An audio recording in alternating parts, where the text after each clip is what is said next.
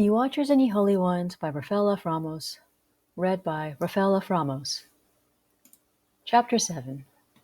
The Waters Under Heaven. Why do you keep trying to go back? A former watcher taunted the brooding Miranda as she stared intently into a spy pool that surfaced slick and reflective like toxic mercury. You know, no matter what you do, Lightbearer only favors the original third who sided with him in the war. Will always be outcast, even in hell. I don't give a damn for Lightbearer, Miranda shot back. That has nothing to do with him. The ex-watcher sneered. You don't have the ability to tempt, Miranda. Remember your last attempt? The man was schizophrenic, dying of cancer, and was double possessed by you and Ariel. But not only did you lose him to his sister, you enabled the redemption of Ariel. Miranda grabbed the ex-watcher and threw him against the outer wall of the vast prison fortress called Pandemonium, 2 leagues away from the fiery sand banks of a lava river where she had sat to brood and plan alone. She knew that returning to Earth was madness as her role, as were all the Watcher Angels who fell after Lightbearer and his army, the original third, were relegated to menial guard duty in the infernal prison, while it was the original third who were assigned guerrilla missions of wreaking havoc in the soul of mankind in a proxy war with heaven itself. Her home was hell now. But her hate, which served as the entryway to hell, also served as her exit, as her hatred against the architect of the reboot was as strong, if not stronger, as Lightbearer's hatred against the father of the sun. She burned with the desire to hurt the architect who had hurt her, even when every attempt to do so in the eons after the reboot only kept open the gaping wound of her double loss, the loss of heaven, but especially the loss of her earthbound family. It was the latter that kept Miranda separate from the other fallen angels, even separate from her fellow ex-watchers. Every rare opportunity that she could leave Pandemonium for the spy pool shore she took, looking for another way back to Earth. She frowned into the spy pool for the other fallen angel, although in service to Lightbearer, spoke closer to the truth about her most recent failure than she would admit. She watched and waited, willing herself to remain patient, even though she knew if she didn't return to Pandemonium soon, someone would arrive to get her. After all, she was as much prisoner of hell as guard. Then an image of a drowning man floated to the surface of the spy pool, and she smiled mirthlessly. Yes. She tilted forwards, the force of her hate overwhelming Lightbearer's bonds of hell, and disappeared into the spy pool. The hard rain came down like bullets, exploding out of the lightning-charged night sky. It battered the ink-dark sea, its waters roiling and crashing, creating mountains of water that, in an eye blink, would collapse and churn. In one breathless moment, the mountains of water collapsed upon a little boat, churning the debris like a tornado in the ocean. Kicking and grabbing for a piece of debris, anything to hold on to, was an old sailor who had been trying to live just one more time the sailor's life. As a wave crashed upon his head, sending him deep underwater before he can get a full breath of air, he knew that he may die the sailor's death. He fought to reach the surface, his tired arms and legs working frantically. But another wave crashed down, and it reached deep down, well below the surface, knocking the old sailor around like a fly. He could feel his lungs burning, screaming for air as he began to feel dizzy in the darkness of his failing eyesight, seeing firecracker after images of light. Exhausted, on the verge of consciousness, he thought sadly, Amy, Zoe, Jamie, I'm sorry. Even though he was still very drunk, Seaman recruit Zach Fitzpatrick could spot a pretty woman when he saw one, even in a midnight trip to a civilian hospital's emergency room. Hey there, he said, trying to sound smooth and casual, which was difficult as his mouth felt 10 times its size, what with having been punched in the face in a not-so-well-executed bar fight. The young nurse who was attending him only rolled her dark eyes, not even bothering to reply. Hey, easy! He sucked in his breath as she prodded an investigated gauze forefinger at his mouth. She laughed at that. When the booze wears off, it'll really hurt. Lots. Gee, thanks. No problem, sailor boy. How'd you know I'm a sailor? He glanced at his jeans and t-shirt. She laughed even harder at that. Your haircut isn't exactly in fashion, and we're the nearest hospital to the nearest bar to the base. It ain't rocket science. Is that a fact? He replied, trying to smile slyly but failing miserably, saying, Ow. Sailor boy. Zach. What? My name's Zach. Okay, fine, Zach. You'll be fine. No broken bones, no weird clotting, but you look like hell and you're not even my type, so stop with the flirting, okay? He stared at her, still feeling very drunk, but still seeing her clearly. She seemed to glow with a warm green, even though it seemed spiky with irritation and tiredness. You're beautiful. Oh, Jesus. No, really. Really. She squinted at him and then sighed. Right. Seriously, Then one of the ER doctors on duty swung by to check on him and confer with the nurse, and sooner than he'd prefer, Zach was cleared to go, along with the two buddies he was with. But before he left, he heard a name, but didn't quite catch it. What? He looked up and saw the pretty nurse as she passed by him. Amy Hernandez. She slipped into another patient's room. Hey, fast work, Z-Man, one of his buddies declared as the other one laughed. Zach frowned. Shut up, guys. Several weeks later, Zach found himself in his dress whites, recently dismissed from his graduation rites, slipping away from his buddies and their families back to the civilian hospital's ER unit. There he looked blankly, as the memory of that night was hazy through the booze except for the pretty nurse and her name. Excuse me, but I'm looking for Amy Hernandez, he asked, at what looked like an information desk. The woman behind the desk gave him an appraising look. And who, may I ask, is inquiring? He struggled to explain himself and decided to tell the truth.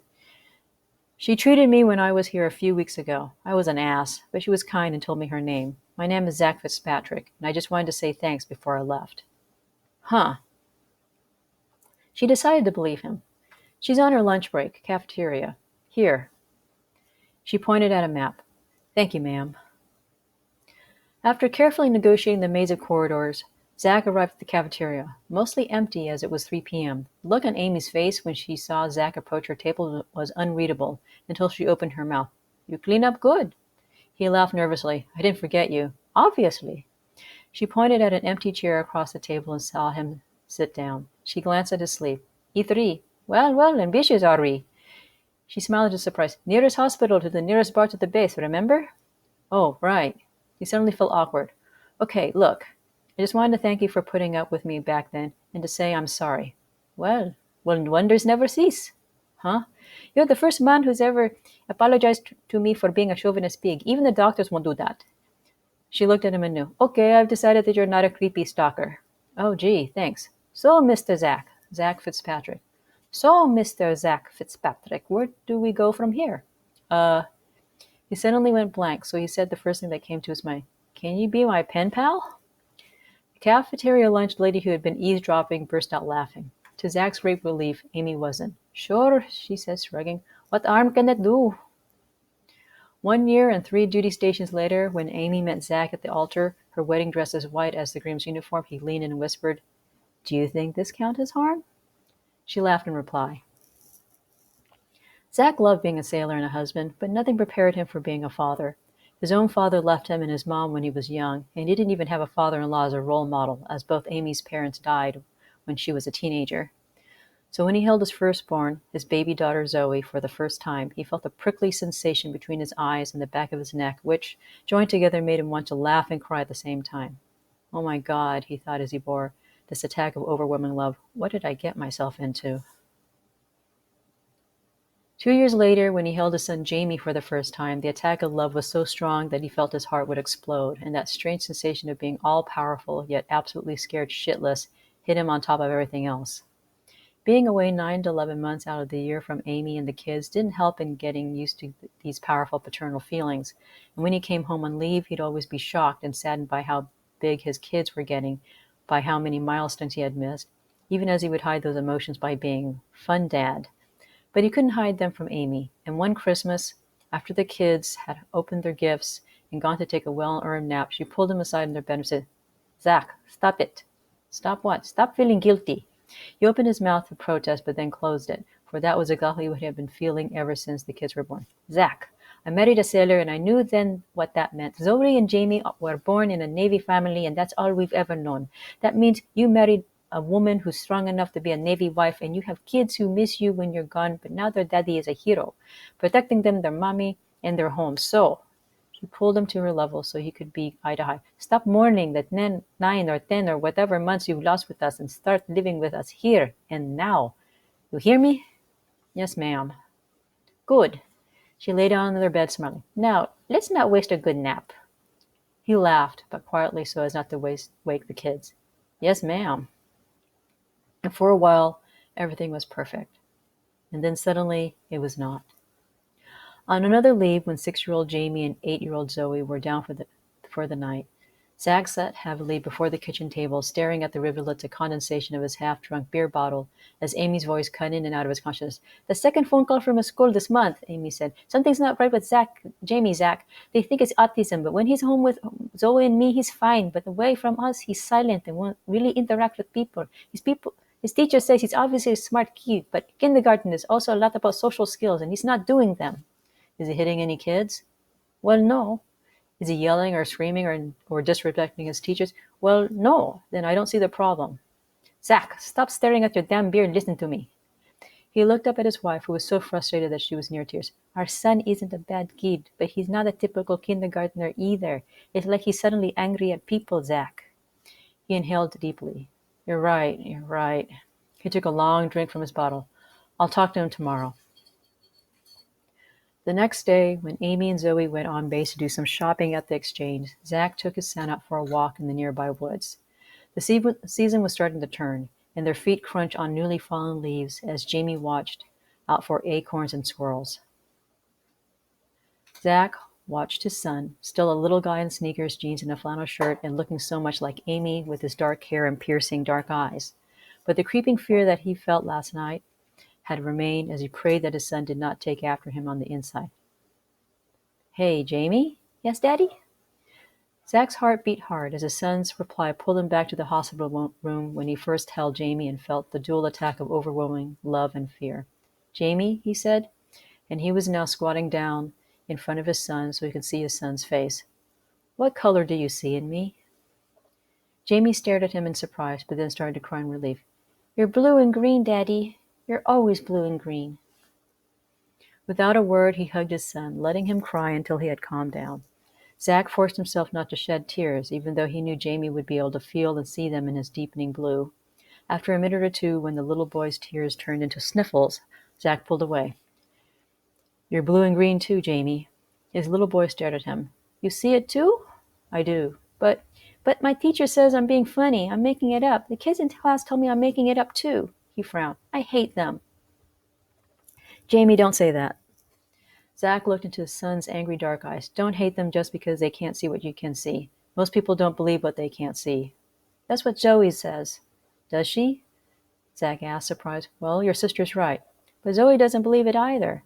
Jamie, she doesn't. She's not mean like the other kids at school, but she doesn't believe it's real." "Well, son, she can't see people's colors. Neither can your mom. Most people can't." "So why can't I do? Why can you do, Daddy?" Zach shrugged. "Same reason why Zoe has my blue eyes and you have your mom's brown ones. It's a family thing. But it's super special, so it shows up in only a few people." He paused, making sure his son was looking straight in his eyes. "And Jamie, being mad at people who can't see people's colors is like being mad at people who can't see at all." "That's being mean?" "That's being mean." Jamie's eyebrows furrowed, deep in concentration. "What do I do, Daddy?" "You'll see the color, but just don't pay attention to it, like the color of people's hair or the color of their skin. Everyone has a color that's always there, but after a while it just becomes a part of who they are, but only just a part. You don't really know a person unless you talk to them and work with them." "Play with them?" Jamie interrupted. "Yes, Jamie, play with them. At least try." Jamie shrugged. "Okay, Daddy." "Good boy." Zach pointed at a tree. "Look, there's a squirrel." Happy for the distraction, Jamie ran after it, looking up as the squirrel scurried up the trunk and into a particularly gnarled branch of an old, golden-leaved oak. "Daddy, does Mommy know you can see people's colors?" he asked carefully. "No, son." "Why?" "I don't know. I gotten so good at not mentioning it to people before I met your mom that I didn't think to mention it even to her." "Because you didn't want to hear Mommy say she didn't believe you?" Zach sighed deeply. Out of the mouths of babes, he thought. "Yes, Jamie, that's probably why." "It hurts my feelings when people don't believe me." "I know, son." Zach, who had walked over to the squirrel's tree, tousled his son's hair affectionately like a young puppy. "I know." 9 months after that talk in the woods, Zach and his family left behind those woods for yet another duty station on the other side of the country. 1 year later, back to the East Coast, but this time Virginia. Then a year in Texas, near Amy's hometown in Dallas. With every move, Zach was grateful for a supportive Navy wife who had put her own career on hold for a son who no longer had the schoolyard reputation of weird and creepy, but simply shy and quiet, and for a daughter who was doing her best as the oldest child and big sister. He was grateful that he didn't have to worry about the home front as he advanced to higher ranks, better pay grades, and more challenging responsibilities. The next move to the Western Pacific came with his promotion to Chief Petty Officer. Barely 6 months later, he got a phone call from a frantic Amy. "Come home! Jamie's had a psychotic break!" Zach could only stare at the phone's receiver, the heavy hum of the ship all around him as his ears roared with the rush of blood pumping through an equally frantic heart. The next 2 months were a mindless blur of psychiatrists and psychotherapists, of arguments over what was best for Jamie. I should tell her, I should tell her. Zach's mind pounded its message, but not even Jamie's diagnosis of paranoid schizophrenia could bring him to reveal to Amy what he and Jamie shared, for he refused to see what Jamie had clearly seen. Zoe's green and yellow, blotted out with corrosive gray and shot with oozing black. With years of practice behind him, Zach turned a blind eye, willfully forcing Zoe's color to fade away from his vision in order to focus his full attention to Jamie's treatment. But in yet another argument with Amy, Zoe herself ripped away those blinders. "Mom, Dad, I'm sorry," she whimpered. As she collapsed onto the kitchen floor, Zach stared in shock, seeing the inky blackness pour out of Zoe's abdomen like a hemorrhaging blood. Zach! Jesus, Zach, help me!" Amy's barking orders broke through his paralysis, and he rushed to aid his wife get their daughter into the car and to the base hospital. With his little girl hooked up in ICU, Zach and Amy would sit vigil in the evenings after visiting Jamie in the inpatient psychiatric wing of the hospital complex. With 2 children sick, Zach sat helpless, till one stormy evening, Zoe, delirious with fever, whispered, "No, Father Tony, don't." Zach's head jerked up from his hands as he heard Zoe's words, Amy's gasp, and the nurse on duty dropping her clipboard. "Who the hell is Father Tony?" Zach demanded from his wife. "Maecenas, Father Tony's Maecenas, Our Lady of the Hills Church, our church," Amy stammered, and she watched Zach leap out of his seat. "Zach, what are you going to do?" "Nothing." He marched out of the hospital room, out of the hospital complex. It was raining hard, but he drove without caution, careening towards the church and the rectory next to it. The church and the rectory stood dark and empty as he pulled into the parking lot. But before he stopped the car, he saw a trail of inky darkness heading out of the rectory, down the parking lot, and out to the road. Zach swung the car around and followed the trail, which even the wind and rain could not wash away. It led him to a lonely bit of beach, where he parked and got out in order to follow the trail into the sand. There, barely seen in the deepening gloom of the evening and an incoming typhoon, was a man wading into the stormy surf. Zach stood still, watching the man wade farther out as it became clear what he was trying to do. But the farther the man waded, the more the waves pushed him back to the shore, as if the waters themselves rejected him. Then it looked as if the man was changing his mind as he stopped wading in the waist-deep water, and Zach found himself running down the sand into the water to make the man do what he himself could or could not do. Up close, even in the dark of the evening and storm, Zach could see the man, a fellow only a year or 2 younger than he was, in swim trunks, sobbing as his color, primarily a dark, depressive blue, fought with the inky blackness that suffocated him. The man suddenly saw him, and he immediately recognized who Zach was. As if Zach brought the impetus the man needed, the man slowly but deliberately nodded, and then fought his way into the deeper waters until Zach could no longer see the man among the violent waves crashing towards him in the island shore. Suddenly aware of his own bodily danger, Zach rushed back to the island, in time to see the dark trail fade and disappear. Running and stumbling back to the safety of the car, he drove away as the storm scrubbed clean all evidence of both men's appearances on that lonely beach. As he drove home, Zach's body gave way to violent shakes, and the car weaved jerkily in the dark rain. At the empty house, he stripped off his wet clothes in the kitchen, threw them in the dryer, mopped himself and then the wet floor with a towel, threw that in the dryer, and turned the dryer on. Goose flesh rising on his naked body, Zach tried to breathe deeply as his thoughts screamed across his mind. He's dead. I wanted to kill him, but he killed himself first. No, he changed his mind, but then he saw me. Did I make him kill himself, or did I help him kill himself? I wanted to kill him, but he killed himself first. So why the hell do I feel guilty? Damn it, Zach said out loud, his voice an odd mixture of anger and fear. He checked his clothes. They were cool to the touch, but they were mostly dry, so he put them back on. He got wet again and ran to the car and once back at the hospital, running from the car to the hospital's entrance, but nothing like wading into the ocean. Only Amy was in the room with Zoe, who was still unconscious. She looked at Zach as he resumed his seat next to her. "Where were you?" she asked, so quietly that Zach almost didn't hear her. "Just clearing my head." The lie slid out easily before Zach had a chance to stop it. She nodded and then rested her head against the edge of Zoe's bed. Her body shuddered once and then went still. "Amy, there's a couch over there. Why don't you get some sleep? You're exhausted." Her head gave a small shake. "No, not sleepy. Too much shit going through my head." Her fists clenched in her lap. "Why, Zoe? Why? Why didn't I see it? Why couldn't I protect her? Isn't that my damn job? And why Jamie, the sweetest and smartest little boy in the world? Why him?" She turned her head, her anguished eyes looking at nothing. "What the fuck kind of world allows a so-called man of God to rape my little girl and allows an incurable mental illness to beat down a little boy? Why? Why? Why?" By the last word, Amy had stood up in near hysterics, and Zach could only hold her as she beat his chest and cried angry, bitter tears, all the while the dark hole where his guilt was grew deeper and larger with her every fist beat, with every raging tear.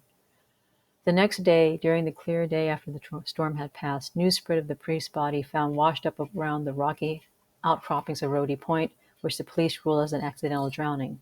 When she heard the news, Amy only looked at Zach but asked no questions, as Zach only stared into space and remained silent. 2 days later, when Zoe finally awoke from her coma, Zach still remained a silent witness, watching Zoe, still grayish from her ordeal, but now a weeping familiar shade of dark blue, staring at her hands as Amy, her joyous shining golden green, cried and embraced her. He put up no protest when Amy declared that she had found a reputable pediatric psychotherapy program in her hometown of Dallas and that she and the kids would be relocating there. He filled out and signed the necessary paperwork to ensure a smooth transition for the move to Texas for his family and for his own move to single-member housing on base as he served out his current 2-year stay. In the airport, Jamie was quiet, zoned out on antipsychotics, while Zoe was also quiet, brooding to herself. Only Amy put up a brave face, smiling madly as she said, "I'll write often. You write too." "Okay." "Come home when you can." "Okay." "Zach?" "What?" She glanced at the kids, but they seemed to be in their own world. She stared straight into Zach's eyes. "This isn't home." "What?" "This isn't home anymore. Over there is home. Our home. Not just me and the kids, but your home too. When you can, come home. And when you can, come home forever. We'll be waiting." She squeezed Zach's hands. "I'll be waiting." "Amy, stop feeling guilty." He opened his mouth to answer, but then closed it. "You're a good husband. You're a good father." Her stare became more intense. "You're a good man. Stop feeling guilty just because you're only human. Stop it." "Amy," he paused again.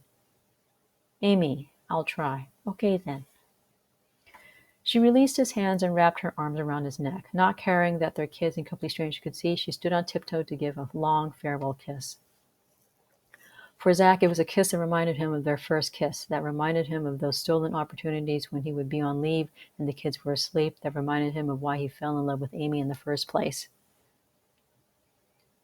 When he pulled back, he found his face wet with tears, not Amy's, but his own. He turned from Amy towards the kids and hugged them too, not caring if they hugged him back with the same intensity as he. But they did. Zoe hugged him tightly and said, "Bye, Daddy," with such fear in her eyes that Zach almost changed his mind, that he would go with them too, somehow, but he pushed the thought away. Little Jamie, drugged as he was for the trip, strained to see Zach's color, as Zach could tell from Jamie's stare, as intense as Amy's was. "It's okay, Jamie," Zach said, hugging him tightly. "Are you sad, Daddy?" Jamie asked dreamily. "Is your color sad?" Zach closed his eyes and hugged Jamie even tighter. "Yes, Jamie," he whispered. "Yes and yes." The call for boarding came, and Zach watched his family leave the waiting area and disappear into the long jetway to the waiting passenger plane below. He remained as the jetway moved out of the way, the plane rolled back, and it taxied and then ran along the concrete pathways of the airport runways. He placed his hand on the wall-to-wall glass as he saw Pan Am Flight 33 take off and ascend into the sky, the white and blue craft all too quickly disappearing into the cloud bank, disappearing from Zach Fitzpatrick's life. He closed his eyes again, his forehead resting against the glass, which felt cold to the touch. Zach hadn't meant to miss Thanksgiving and Christmas. He hadn't meant to neglect writing back to Amy's letters, her letters about a new life in a civilian world filled with a return to nursing, to helping her kids heal, to being lonely, to missing him. He hadn't meant to run farther and farther away from home, from a return to a home that Amy would insist was his home too, by accepting one far-flung deployment and then another one, and then another. He hadn't meant to do any of those things, but he did. He kept himself so busy with his military career that he had no empty spaces in his life to be bothered with why. Consequently, 2.5 years after he witnessed his family leave his life, he was both surprised and resigned to receive Amy's request for a divorce. He did not contest it, agreeing to everything that Amy and her lawyer wanted from him, and, in one surreal moment 3 months later, he read about the official death of his marriage from his copy of the official divorce decree, arriving on a beautiful sunny day along the coastline of the Mediterranean Sea. Slowly, deliberately, he ripped apart the decree into postage stamp-sized pieces and then threw the resulting confetti into the waters below. 4 years later, when Zoe's letter found him to say that Amy was dead, he ripped apart that document too, this time feeding the cold North Atlantic. Amy, his mind cried, even as his face remained as cold and still as the icy November air. Amy. Then the image of the man nodding his assent and then disappearing under the stormy waters flashed through his mind's eye, and for the first time he understood what Tony Messinas felt that day. I'm sorry, Amy. I can't stop feeling guilty. Exhausted, on the edge of consciousness, the old sailor thought sadly, Amy, Amy, I'm so sorry, Amy. I'm so sorry. Another wave crashed down like an exploding depth charge, slamming the old man deeper into the roiling waters.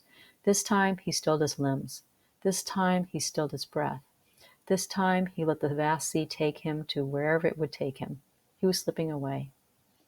Catching him unaware, Miranda slipped in.